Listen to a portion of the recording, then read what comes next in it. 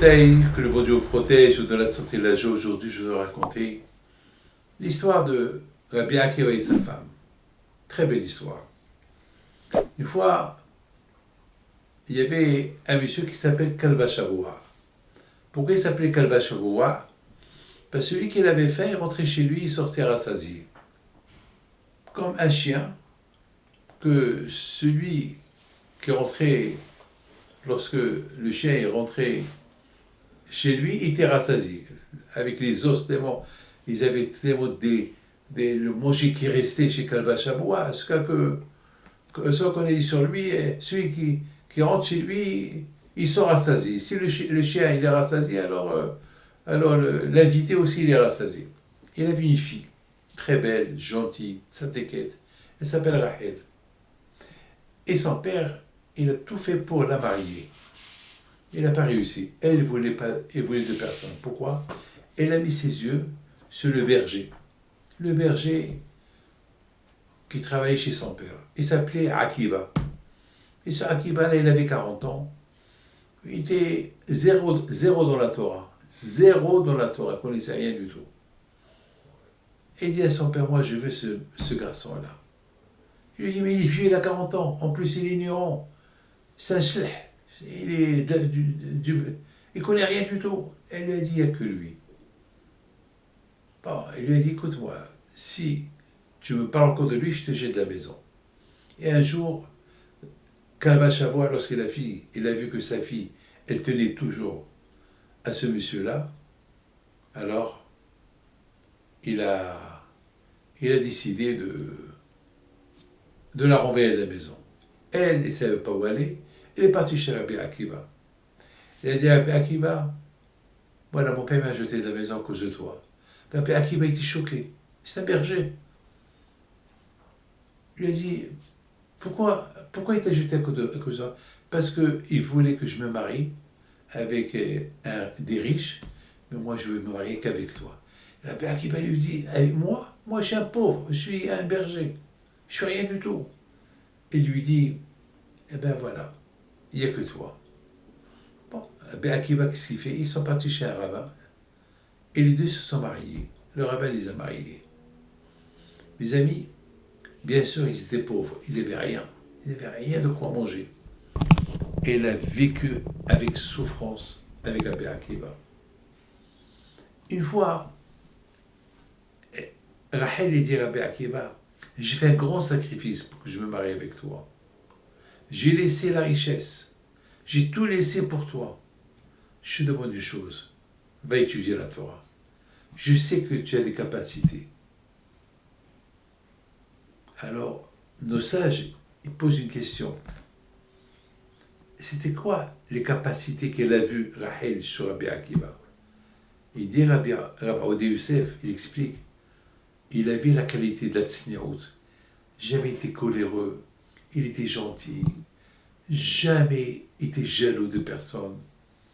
Dans la Torah, il était zéro. Mais dans les mitzvot, il était le meilleur. Elle a dit, c'est ce que j'ai vu en toi. Elle dit, Rabbi Odé Youssef, c'est ce que Rachel, elle a vu chez Rabbi Akiva. Aujourd'hui, malheureusement, les gens, qu'est-ce qu'ils cherchent? Ils cherchent un beau garçon, un milliardaire, un garçon qui a une Ferrari, un garçon qui s'habille à la mode, qui va la prendre à gauche et à droite des vacances. Et c'est tout ça, on le prend avec nous.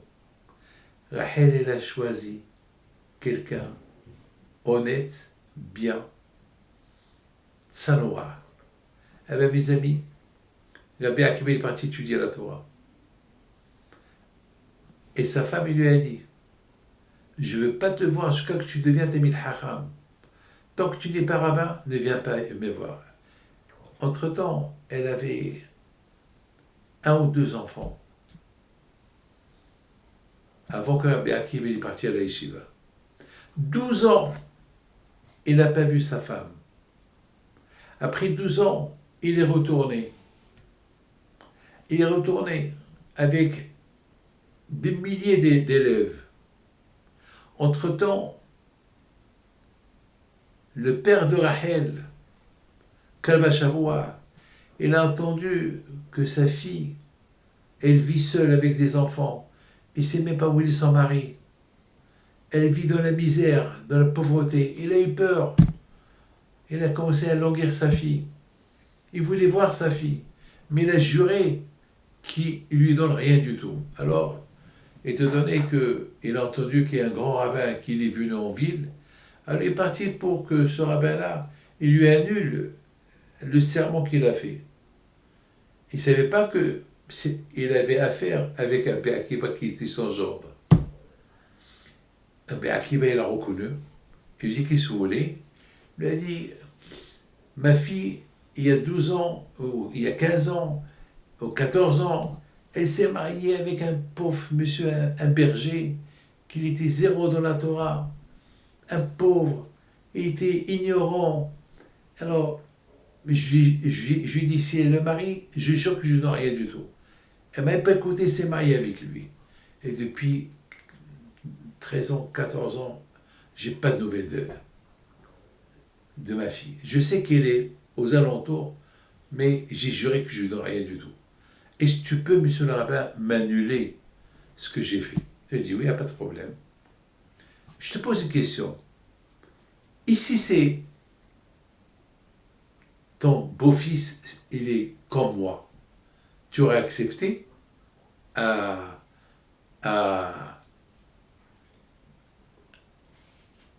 tu aurais accepté de jurer de ne pas lui donner un peu d'argent, ou un peu de ton héritage? Il dit jamais. Si je l'ai fait parce qu'il était un voyou, et pas un voyou, il était ignorant. Alors, il lui a annulé, pas lui, avec ses élèves, ils ont annulé le serment qu'il a fait. Il lui a dit, c'est moi ton beau-fils. Mes amis, la Gemara dit, c'est grâce à Rabbi Akiva qui a la Torah. Parce que Rabbi Akiva, de tous ses élèves, ils sont tous morts. Ils sont restés que 5 élèves. Parmi eux, Rabbi Mevahanes, Rabbi Shmuel Bar Yochai. Et de ces 5 élèves, encore la renaissance de la Torah. Voilà, mes amis, ce qu'une femme, elle peut faire, comment elle peut rendre son mari. Que les échos de Rachel et Rabbi Akiva soient avec vous, avec